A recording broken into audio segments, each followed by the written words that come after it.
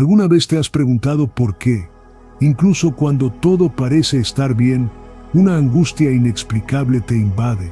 ¿Por qué tu cuerpo se agita, tu respiración se acorta, tu corazón se acelera, incluso cuando no hay ninguna amenaza real ante ti?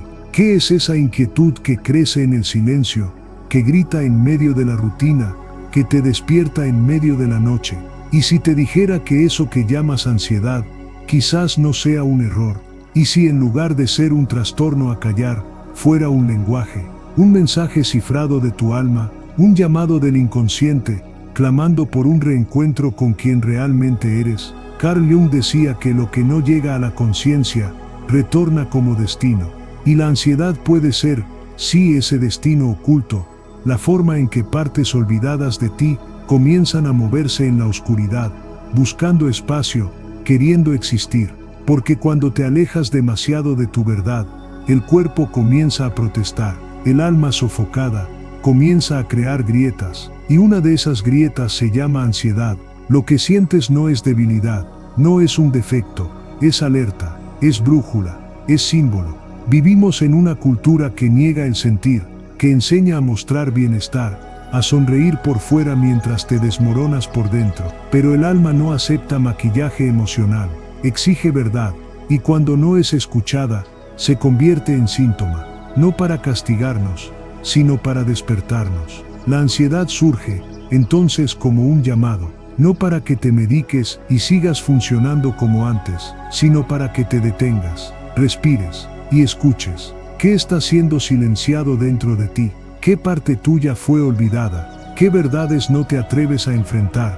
Porque detrás de la ansiedad hay una invitación radical al despertar. Despertar no es un evento místico y distante, es el simple y valiente acto de enfrentarte a ti mismo en el espejo del alma, de preguntarte, ¿estoy viviendo mi verdad o solo estoy sobreviviendo en nombre de expectativas ajenas? Este video es un portal, un espejo, una llave, no para ofrecerte una cura mágica, sino para conducirte de vuelta al origen del dolor, para iluminar la verdad que la ansiedad intenta revelar, porque detrás del caos siempre hay un mensaje, y detrás del mensaje siempre hay un alma esperándote.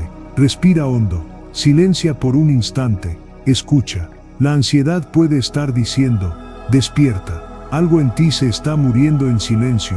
Carl Jung no veía los síntomas psíquicos como fallas, los veía como mensajes. Para él, aquello que aparece en la superficie de la conciencia, en forma de ansiedad, angustia, perturbación, es muchas veces el intento desesperado del alma de comunicarse, un intento de reequilibrar lo que fue rechazado, reprimido u olvidado. La ansiedad en ese contexto no es un enemigo, es una señal, y por eso mismo, nunca viene sola. Trae una pregunta, una pista, un símbolo, pero estamos tan habituados a defendernos del dolor, a intentar apagarlo, que perdemos la capacidad de oír lo que quiere decirnos. Jung nos invita a hacer lo opuesto, acercarse a aquello que más tememos, ir al encuentro del síntoma, dialogar con él como si fuera un mensajero que viene de las profundidades, porque en el fondo eso es lo que es. La ansiedad es el eco de un desequilibrio interno, y donde hay desequilibrio, hay verdad siendo negada. El inconsciente para Jung es un vasto territorio donde habitan aspectos nuestros que aún no han sido iluminados por la conciencia. En él viven memorias antiguas, deseos callados, traumas olvidados, potenciales no realizados. Y cuando esos contenidos quieren emerger, cuando el alma quiere crecer, quiere cambiar, quiere expandirse, el ego resiste, porque el ego quiere control, quiere seguridad, quiere previsibilidad. La ansiedad es muchas veces ese campo de batalla, el alma empujando por un lado, el ego resistiendo por el otro. El resultado es el colapso, la agitación, la sensación de que algo está fuera de lugar, incluso cuando aparentemente todo está bien.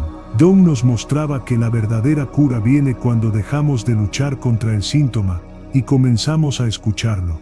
Cuando en lugar de querer volver a ser como antes, preguntamos, ¿qué en mí está siendo convocado a cambiar? La ansiedad puede ser la señal de que estás viviendo una vida que ya no concuerda con tu esencia. Puede ser una alerta de que estás atrapado en patrones que ya no tienen sentido. Puede ser un pedido de rescate de tu creatividad, de tu sensibilidad, de tu libertad sofocada. Pero nada de esto será revelado mientras el foco sea solo eliminar el síntoma. El síntoma no es el problema es lo que hay detrás de él.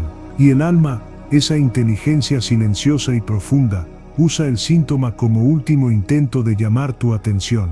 La mente quiere explicaciones, busca lógica, causas inmediatas, hechos objetivos. Pero el alma tiene otro lenguaje. Se comunica por imágenes, sensaciones, presentimientos. Y es por eso que la ansiedad muchas veces confunde, porque su verdadero inicio no está donde la mente busca. Puedes decir que la ansiedad surgió a causa de una pérdida, de un exceso de trabajo, de un miedo al futuro. Pero hay un momento en que todo esto parece insuficiente para explicar lo que realmente está sucediendo dentro de ti. El corazón se oprime, el cuerpo reacciona, el alma se inquieta, incluso cuando racionalmente todo parece bajo control. Es en ese punto donde se abre la puerta al inconsciente, porque aquello que sientes puede estar enraizado en algo mucho más antiguo, mucho más profundo. Puede estar ligado a una emoción no vivida, a un trauma velado, a una memoria que no recuerdas, pero que tu cuerpo aún carga. Puede estar ligado a una negación interior, a un camino que abandonaste, a una parte de ti que fue silenciada hace años, y que ahora clama por vida. Carl Jung decía que la ansiedad es el miedo al vacío interior, y ese vacío no es ausencia, es presencia olvidada. Es el espacio del alma que fue cerrado para que te adaptaras al mundo, a los demás, a las expectativas que no eran tuyas. Muchos de nosotros crecimos aprendiendo que sentir demasiado era debilidad, que llorar era inadecuado, que desear algo diferente era rebeldía. Y así, parte de quienes somos fue siendo enterrada, primero por necesidad, después por costumbre, hasta que nos convertimos en adultos desconectados de nuestra esencia, funcionando como máquinas en un mundo que exige rendimiento constante. Pero el alma no es una máquina, y nunca olvida, espera el momento justo para manifestarse.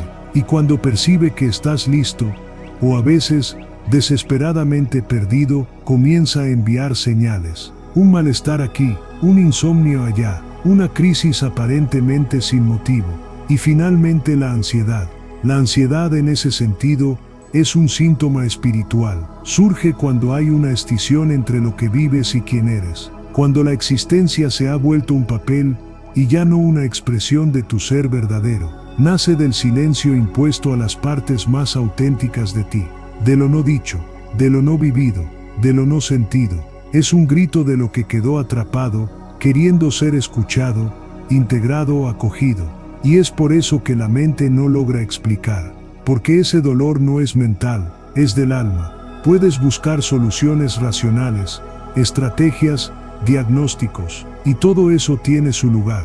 Pero si no hay una escucha más profunda, más íntima, más sincera, la raíz sigue allí, viva, activa, pidiendo tu atención. Ese es el origen oculto de la ansiedad. El exilio interior y el camino de regreso comienza cuando te permites volver a sentir, a escuchar, a preguntarte a ti mismo, ¿qué en mí fue callado por tanto tiempo? ¿Qué dentro de mí quiere volver a vivir?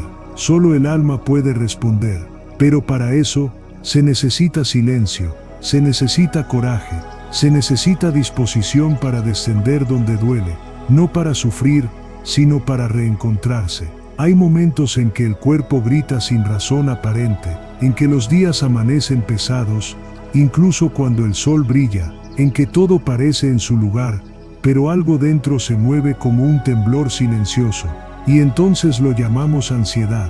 Pero esa ansiedad quizás no sea sobre el ahora, quizás sea sobre todo aquello que perdiste de ti en el camino, porque el alma siente, y cuando siente que fue olvidada, no acepta el silencio, comienza a tocar las paredes de tu existencia, intentando recordarte que está viva, no con palabras, con inquietudes, con presentimientos, con la incomodidad de quien sabe que algo esencial se quedó atrás. Te alejaste de quien eras cuando eras niño, de quien reía por nada, de quien lloraba sin culpa, de quien creía en cosas sin explicación.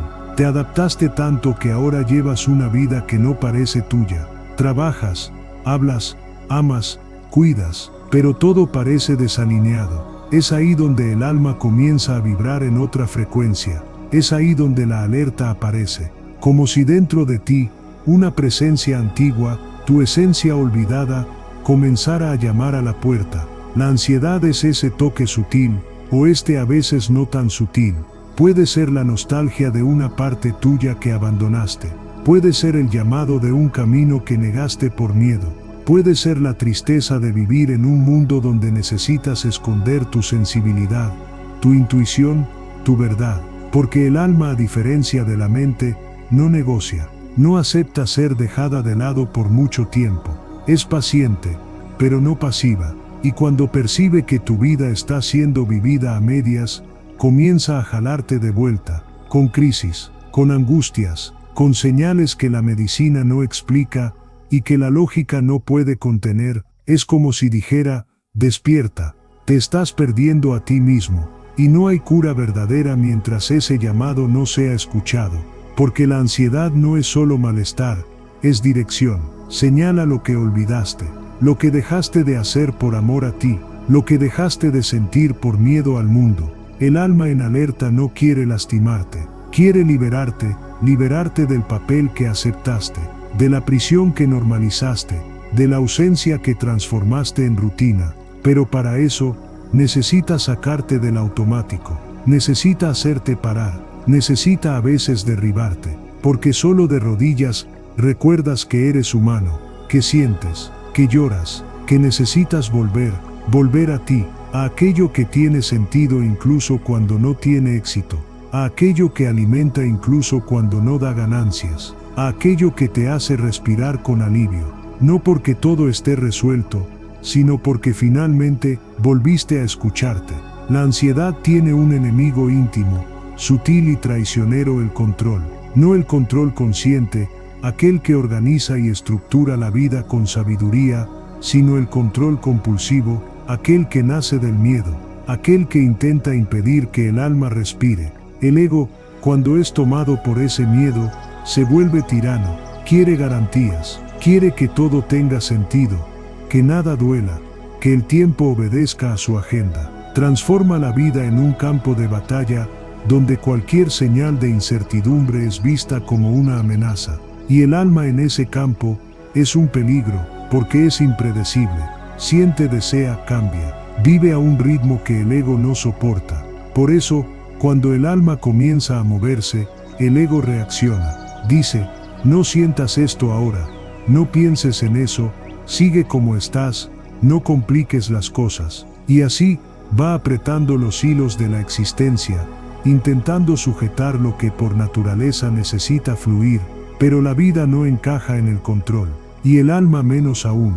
Y cuando el control se convierte en un modo de vivir, el cuerpo comienza a enfermar. La ansiedad crece como una sombra que el ego ya no puede contener, porque el alma comienza a filtrarse por los rincones, por los entrelineados, por las crisis. Comienza a escapar de la armadura.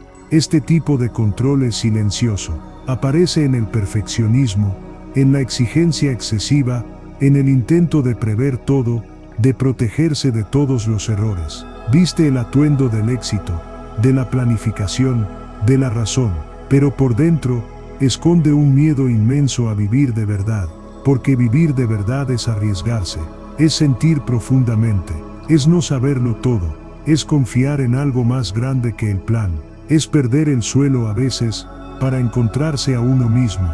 Y el ego, aquel que quiere seguridad a cualquier costo, entra en pánico ante esto.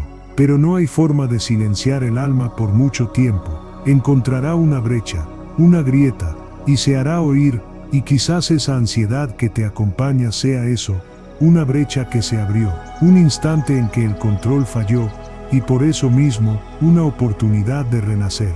Porque el colapso del control no es el fin, es el comienzo, es el espacio donde nace lo nuevo, donde el alma puede finalmente respirar, incluso si al principio eso parece confuso, desorientador, aterrador. pero es en medio del miedo donde el verdadero encuentro ocurre. Cuando sueltas, cuando aceptas que ya no puedes sostener la vida con base en el control, cuando entiendes que mantenerse firme todo el tiempo es lo que te está rompiendo, y que quizás al permitirte romperte, al caer al suelo de tu propia alma, algo esencial pueda emerger, algo que no necesita control, que no necesita garantía, que simplemente es, y que siempre estuvo allí, esperándote, en el silencio de aquello que intentaste evitar. ¿Alguna vez has sentido que, por más que te esfuerces, por más que intentes hacer lo correcto, algo parece tirarte hacia atrás? Quizás sea esa voz baja que susurra al final del día: eso no es para ti.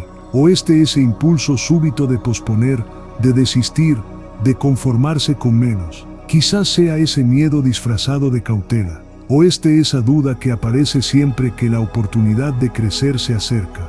Tú conoces ese sentimiento. Todos lo conocen, solo que casi nadie habla de él. Napoleon Hill lo llamaba el enemigo invisible. No es la falta de oportunidades, no es el gobierno, no es el mercado, no es la competencia.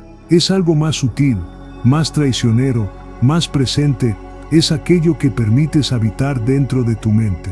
El enemigo invisible de tu riqueza no grita, susurra, se esconde detrás de buenas excusas, se viste de sentido común, tiene muchas más caras: procrastinación, miedo, autosabotaje, duda, vergüenza, victimismo. Pero la raíz es siempre la misma: una mente dominada por la inseguridad y por la ausencia de dirección interior. Y aquí está el punto más cruel: no destruye todo de una vez. Corroe lentamente, mina tu confianza poco a poco, te hace posponer decisiones, elegir caminos más fáciles, te convence de que lo estás haciendo bien, cuando en realidad solo estás sobreviviendo. Napoleon Hill, después de entrevistar a los hombres más exitosos de su época, descubrió que todos ellos vencieron batallas internas mucho mayores que cualquier desafío externo. Porque comprendieron esto: tu verdadera riqueza comienza o termina en la forma en que piensas. La mente puede ser un campo fértil, donde plantas propósito, deseo, fe y acción. Pero si permites que el enemigo invisible tome el control, se convierte en un terreno estéril, donde nada crece, donde todo parece imposible, donde el tiempo se escapa y nada cambia. Si estás cansado de sentirte estancado, de soñar y no realizar, de repetir ciclos y no avanzar, quizás sea hora de reconocer que el mayor bloqueo no está fuera, está dentro. Y es ese reconocimiento lo que comienza a romper las cadenas. Este guión es un mapa, no para darte una respuesta lista, sino para revelar los mecanismos ocultos que silenciosamente sabotean tu riqueza. Vamos a iluminar lo que está escondido, ponerle nombre a lo que sientes, pero no logras explicar. Y paso a paso, mostrar cómo vencer al enemigo invisible y construir, de adentro hacia afuera, la vida que siempre quisiste. Prepárate, la verdad a veces duele, pero también libera, y tú mereces ser libre. El enemigo invisible no llega como un vendaval, no llama a la puerta y anuncia su presencia. Se infiltra, entra sigilosamente, toma lugar en tu mente como un viejo conocido. Y lo peor, se disfraza de ti mismo, habla con tu voz, piensa con tus pensamientos, reacciona con tus miedos. Y es por eso que es tan difícil identificarlo, porque se confunde con quien tú crees que eres. Napoleon Hill dedicó un capítulo entero de Más astuto que el diablo para hablar de esto, y el nombre que le dio a ese enemigo es directo y perturbador: el hábito de vagar. Una mente que vaga, sin dirección, sin propósito definido, sin plan firme, se convierte en una presa fácil, vulnerable a las sugerencias del miedo, la duda, la comodidad. Pero ¿cómo actúa al final? ¿Cómo es que tú, con tantos sueños, con tanta voluntad, acabas siendo saboteado por algo que ni siquiera ves? Aparece cuando pospones, cuando sabes lo que hay que hacer, pero dices: después lo veo. Cada vez que postergas, gana fuerza. No es solo una tarea que se queda para después, es tu confianza la que se debilita. Aparece cuando dudas, cuando incluso quieres, incluso intentas, pero no crees de verdad que puedes. Entonces empiezas, pero te detienes a mitad de camino, Te dices a ti mismo, creo que no es para mí, y él en silencio celebra una victoria más. Aparece cuando te comparas, cuando miras a tu alrededor y te sientes pequeño, cuando ves el éxito de los demás como prueba de tu fracaso. Te convence de que vas con retraso, de que ya pasó el momento, de que no sirve de nada intentarlo. Aparece cuando te acomodas, cuando dices así está bien, pero en el fondo sabes que no lo está, solo que el miedo a lo desconocido es mayor que el dolor de quedarse quieto. Entonces aceptas lo tibio, lo suficiente, lo posible, y entierras lo extraordinario. Este enemigo viste muchas máscaras. Puede parecer prudencia, pero es miedo. Puede parecer humildad, pero es baja autoestima. Puede parecer racionalidad, pero es parálisis. Aprende de ti, observa tus patrones, y se adapta, pero solo tiene un combustible, tu permiso. Solo vive porque lo alimentas incluso sin saberlo. Con cada pensamiento de duda, con cada excusa, con cada promesa no cumplida a ti mismo. Y es aquí donde comienza la transformación. La primera arma contra el enemigo invisible es la conciencia, es nombrarlo, es verlo, es dejar de negarlo, porque una vez que lo ves con claridad, comienza a perder el poder, porque ya no es invisible, porque ahora sabes que no eres tú, es solo un patrón que puedes reescribir. Antes de conquistar cualquier territorio externo, ya sea dinero, reconocimiento, libertad o prosperidad, necesitas vencer en el único lugar donde toda verdadera riqueza comienza dentro de ti mismo. Es aquí donde reside el campo de batalla más difícil, más silencioso, más decisivo. Napoleon Hill no dejó dudas. Aquel que no puede controlarse a sí mismo, jamás podrá controlar otras cosas. El autodominio es la base, sin él todo se desmorona. Porque el enemigo invisible no vive en las circunstancias, vive en la falta de dominio sobre uno mismo, y el autodominio no es solo una virtud moral, ni un ideal romántico de quien quiere ser una mejor persona, es una condición indispensable para el éxito duradero. Mira bien, puedes tener talento, ideas, buenas intenciones, pero si no dominas tus impulsos, tus emociones, tus pensamientos reactivos, serás saboteado por tu propio caos interno. Es fácil percibir esto en el día a día. Dices que te levantarás temprano y no lo haces. Dices que ahorrarás, pero gastas. Prometes que actuarás, pero procrastinas. Te irritas con pequeñas cosas. Te distraes con trivialidades. Te dejas llevar por sentimientos pasajeros. Y poco a poco tu mente comienza a dudar de sí misma, porque percibe que quien manda, no cumple, que el piloto no tiene firmeza, y entonces el avión de tu vida comienza a volar en círculos, sin rumbo, sin velocidad, sin dirección. El autodominio comienza con pequeñas cosas, la disciplina de levantarse cuando el cuerpo quiere quedarse, el silencio ante una crítica que antes te desarmaría, la elección de actuar con coraje incluso cuando el miedo está gritando.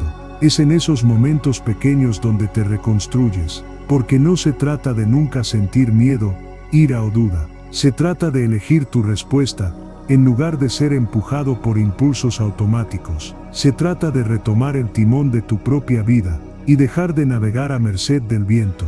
¿Y por qué es tan decisivo para la riqueza? Porque la construcción de la riqueza exige resiliencia, claridad, paciencia, consistencia. Ninguna de estas cualidades sobrevive en alguien que vive a merced de sus propios desequilibrios. El camino hacia la cima es estrecho, largo y lleno de momentos en los que todo en ti querrá desistir. Solo una mente bien entrenada, bien liderada, bien estructurada, continúa. Hill vio esto en los grandes hombres que estudió. No eran superhumanos, sentían todo lo que tú sientes, pero habían aprendido a dominarse, sabían cuándo detenerse, cuándo insistir, cuándo ceder y cuándo resistir, porque habían desarrollado una fortaleza interior donde los vientos externos no los derribaban. Y aquí está el punto esencial: el autodominio no nace listo, se forja, en el día a día, en el confrontamiento consigo mismo, en la vigilancia sobre los propios pensamientos, en la elección deliberada de crecer donde antes retrocedías. Eres tú quien necesita entrenar tu mente, o serás entrenado por ella. Eres tú quien necesita decidir qué pensar, o tus pensamientos decidirán por ti. Eres tú quien necesita dominar el cuerpo, o tus hábitos te dominarán. Y la diferencia entre una vida con propósito y una vida de arrepentimiento es exactamente esta: ¿quién está al mando? El autodominio no elimina el dolor, pero lo transforma en poder. No evita el conflicto, pero lo eleva a un campo donde eres dueño de ti mismo, y por lo tanto capaz de comandar tu propia historia. ¿Alguna vez sentiste hambre? Pero no estoy hablando del hambre del cuerpo, que se calma con pan, con arroz, con una fruta. Estoy hablando del hambre que arde en lo más profundo del alma, esa inquietud que no se pasa, que no duerme, que no acepta el más o menos, esa ausencia que no es física, sino existencial, una urgencia que susurra todos los días: naciste para más. Esa hambre tiene nombre. Napoleón Hill la llamó deseo ardiente. No es voluntad, no es un ánimo pasajero, no es un sueño de fin de semana, es algo más primitivo, más profundo, es el motor del alma en movimiento, lo que separa a quien desea por desear de quien conquista por destino. Deseo ardiente es cuando el pensamiento se funde con el sentimiento, y juntos forman un fuego sagrado dentro del pecho. Es cuando la idea de vivir en pequeño se vuelve insoportable. Es cuando la posibilidad de fracaso duele menos que el remordimiento de nunca haberlo intentado. Sabes que encontraste ese deseo cuando comienza a cambiar tu postura, cuando empiezas a rechazar conversaciones vacías, distracciones inútiles, caminos fáciles, cuando empiezas a despertarte diferente, a pensar diferente, a actuar diferente, porque ahora hay algo más grande que el miedo tirándote hacia adelante. El deseo ardiente es el principio de la creación, es el punto donde lo invisible comienza a volverse inevitable. Hill no exageraba cuando decía: el deseo es el punto de partida de todo logro, sin él nada se mueve, con él todo encuentra un camino, pero no basta con sentir, es necesario nutrir, proteger, repetir. Ese deseo necesita ser alimentado todos los días, necesita ser escrito, afirmado, visualizado, necesita ser tratado como una semilla sagrada que, si se riega con fe y acción, se transforma en un árbol frutal, pero si se olvida, muere, no porque no fuera buena, sino porque no fue cuidada. Y aquí está el error de muchos: desean con la boca, pero no con el alma. Dicen yo quiero, pero por dentro dudan. Dicen un día pasará, pero no hacen que el hoy cambie. Y el tiempo pasa, y el fuego se enfría, y el sueño se vuelve polvo. Sabes que tu deseo es ardiente cuando empiezas a soportar incomodidades que antes te paralizaban, cuando sacrificas placeres pasajeros por una visión más larga, cuando ya no importa quién duda, quién se ríe, quién ignora, porque ya has decidido. Y esa decisión se transforma en un campo magnético, atrae oportunidades, atrae aliados, hace que la vida se reorganice alrededor de tu claridad. Pero no te equivoques, el mundo pone a prueba ese fuego. Las dificultades no vienen para apagarlo, vienen para purificarlo, para ver si es un deseo de verdad o solo vanidad disfrazada. Y quien persiste, quien continúa cuando el entusiasmo se acaba, quien se levanta incluso herido, ve el milagro suceder. Imagina un momento en que todo parece oscuro, ninguna señal, ningún sonido, ningún movimiento, solo silencio, vacío, un territorio donde muchos se rinden, donde el miedo grita más fuerte que cualquier otra voz. Ahora imagina que, incluso en esa oscuridad das un paso, no porque veas el camino, sino porque sabes que está allí. Esto es fe. Pero no la fe religiosa, no la fe de templos o doctrinas. La fe de la que hablaba Hill es personal, visceral, intransferible. Es una fuerza que nace de tu relación contigo mismo, una confianza silenciosa de que, incluso sin pruebas, ya eres aquello en lo que te estás convirtiendo. La fe es el puente entre lo invisible y lo posible.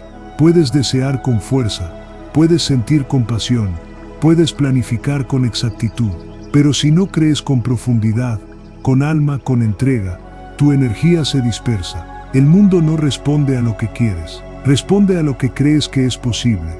Hill decía que la fe es creada, alimentada y sostenida por la repetición de pensamientos positivos y constructivos, dirigidos a un propósito claro. Pero esa es solo la superficie. La verdad más profunda es que la fe es un estado del ser, un lugar interior al que accedes cuando dejas de buscar garantías externas y empiezas a actuar como quien ya sabe. La fe verdadera no espera sentir seguridad, actúa incluso con mariposas en el estómago, firma incluso sin saber si funcionará, se compromete incluso cuando el mundo dice que no funcionará, porque no depende de las circunstancias, moldea las circunstancias. ¿Ya sentiste eso? Ese momento en que, aun sin saber cómo, sabías que lo lograrías, esa fuerza que apareció de repente en medio de un caos y te hizo continuar, esa idea que vino de la nada pero parecía tan certera, tan tuya, tan inevitable. Eso no fue suerte, eso fue la fe despertando. Pero atención, la fe es como un músculo, si no se usa se debilita, si se alimenta con duda, muere. Y aquí está el gran enemigo de la fe, la dependencia de la prueba. La necesidad de ver para creer, el deseo de garantías antes de actuar. Hill nos recuerda que los grandes realizadores crean primero en la mente y sostienen esa imagen con tanto enfoque y emoción que el mundo, tarde o temprano, se inclina ante su convicción. Porque todo aquello que sostienes dentro de ti, con claridad y certeza, tiende a tomar forma. La fe también se fortalece con el habla. Lo que dices de ti mismo se convierte en ley en tu subconsciente, y tu subconsciente es el arquitecto oculto de tu realidad. Por eso las palabras que repites, los pensamientos que alimentas, los sentimientos que cultivas, son las herramientas con las que construyes el mundo. Pero más que palabras, la fe exige actitud, porque la mayor forma de mostrar que crees en algo es actuar como si ya fuera verdad, como si ya estuviera sucediendo, como si no hubiera otra opción más que la realización. Y es en este punto donde la fe se transforma, deja de ser solo un pensamiento elevado y se convierte en un estado continuo de creación, una vibración que arrastra, que atrae, que reorganiza la vida alrededor de tu certeza. La fe no elimina los miedos, pero los calla, no evita las dudas, pero las atraviesa, no garantiza consuelo, pero garantiza propósito. Cuando la cultivas, pasas a vivir con una fuerza que no es tuya y al mismo tiempo es totalmente tuya. Te conviertes en uno con aquello que deseas. Y ahí, amigo mío, la vida deja de ser espera y comienza a ser realización. ¿Alguna vez has notado cómo ciertas palabras se quedan en tu cabeza como semillas silenciosas? A veces es la frase de alguien en la infancia, un no vas a poder, que se repite como un eco. Otras veces es un yo soy así, dicho en voz baja, casi sin pensar, pero que moldea tu comportamiento durante años. Esas palabras, esas ideas, esas voces que habitan nuestro pensamiento, son la base de la autosugestión.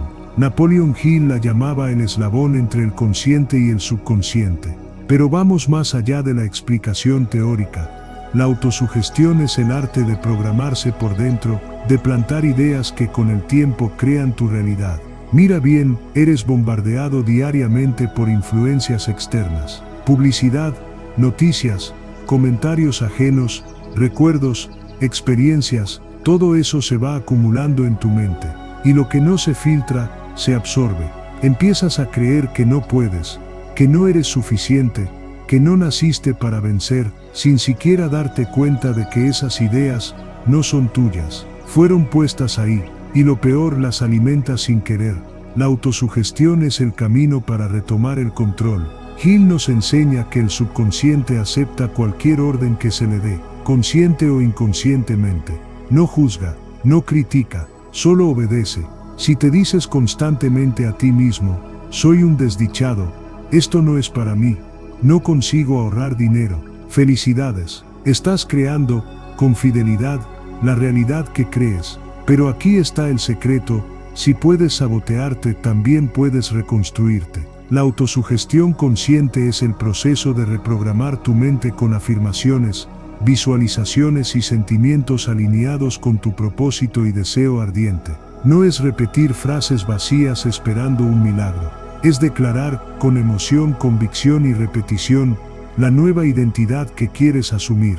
Hill proponía que escribieras con detalles lo que deseas conquistar, cuánto dinero, en cuánto tiempo, qué vas a dar a cambio, cuál es el plan, y cómo te sentirás al alcanzar esa meta, y que leyeras ese texto 2 veces al día, sintiendo cada palabra como si ya fuera real. Esto puede parecer demasiado simple, pero el poder no reside en la complejidad, reside en la constancia. Piensa en esto: ¿durante cuánto tiempo te repetiste que no eras lo suficientemente bueno? ¿Cuántas veces te recordaste tus fallas, pero olvidaste tus victorias? ¿Cuánto de tu vida fue moldeado por mensajes internos que ni siquiera elegiste?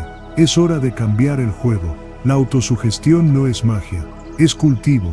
Es como regar una planta invisible, día tras día, hasta que finalmente florezca en el mundo visible. Puedes elegir ahora qué semillas vas a plantar. Puedes repetir todos los días: soy capaz, mi mente es fértil para la riqueza, actúo con coraje y fe. Al principio, parecerá falso. Tu subconsciente resistirá, pero con el tiempo, cederá. Y cuando cede, se alinea. Y cuando se alinea, todo comienza a cambiar.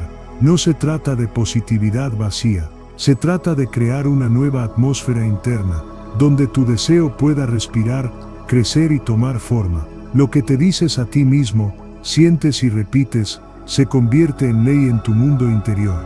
Y tu mundo interior crea tu mundo exterior. Imagina una tierra fértil, profunda, oscura, donde todo lo que plantas florece. No importa si la semilla es de rosa o de espino, crece, silenciosamente, día tras día, incluso sin que la veas. Esa tierra existe dentro de ti, y tiene nombre: mente subconsciente. Hill decía: la mente subconsciente actúa primero sobre los pensamientos dominantes. Pero ¿qué significa eso en la práctica? Significa que tu vida, aquello que ves, sientes, vives, es un reflejo directo de aquello que plantaste en esa tierra invisible. Y lo que está plantado allí, no siempre fue elegido conscientemente por ti. Desde niño, desde los primeros días, recibiste semillas, palabras, miradas, gestos, creencias, miedos. Alguien te dijo que el dinero era difícil, que el éxito era para pocos, que tenías que conformarte. Alguien te hizo sentir pequeño, incapaz, inseguro. Y esas semillas se fueron instalando, fueron echando raíces, y hoy muchas de ellas todavía están allí, aunque no las veas, aunque ya hayas olvidado de dónde vinieron. La mente subconsciente no juzga, acepta, no cuestiona, obedece, no analiza, registra, y ese es el punto más peligroso y más poderoso del subconsciente. Es moldeable, pero no tiene filtro. Todo aquello que repites con emoción, todo aquello que visualizas con frecuencia, todo aquello que sientes con intensidad, se convierte en instrucción, se convierte en comando, se convierte en orden. Y el subconsciente actúa para manifestar en el mundo externo aquello que lo convenciste de que es verdad. Por eso, no basta con pensar positivo de vez en cuando, no basta con desear fuertemente un día y dudar al otro. La mente subconsciente necesita constancia, de dirección, de claridad, de repetición emocional. Responde a la intensidad, a la fe y principalmente a la coherencia. Puedes decir que quieres ser rico, pero si en el fondo crees que eso está mal, que es peligroso, que es imposible, el subconsciente obedece a la creencia, no a la palabra. Responde a lo que está vibrando, no a lo que se dice de labios para afuera. Y aquí está el inicio del cambio: empezar a hablar otro lenguaje con tu propio mundo interno. Empezar a afirmar, todos los días, con emoción y verdad, aquello que deseas ver en tu realidad. Empezar a visualizar, a sentir, a sumergirte en las imágenes del futuro deseado como si ya fuera presente. Empezar a corregir los pensamientos saboteadores en el momento en que surgen, sin pelear con ellos, pero diciendo con firmeza: esto ya no es quien soy. La mente subconsciente puede ser tu mayor prisión o tu mayor liberación. Todo depende de quién está al mando. Todo depende de la calidad del contenido que permites repetir dentro de ti. Por eso Hill insistía tanto en la importancia de la autosugestión. Repetir, sentir, repetir de nuevo, no como un robot, sino como un creador consciente. Porque cada vez que repites una idea con emoción, cavas más profundamente esa nueva semilla en el suelo fértil del subconsciente, y tarde o temprano, brota. El cambio no sucede afuera, comienza adentro, y el subconsciente es la puerta entre lo invisible y lo visible. No entiende el tiempo, entiende la vibración. No sabe si tienes o no tienes. Responde a lo que sientes como verdad, y si sientes con profundidad, que ya eres, que ya tienes, que ya vives, trabaja a tu favor, abre caminos, atrae personas, elimina obstáculos, y transforma pensamientos en materia.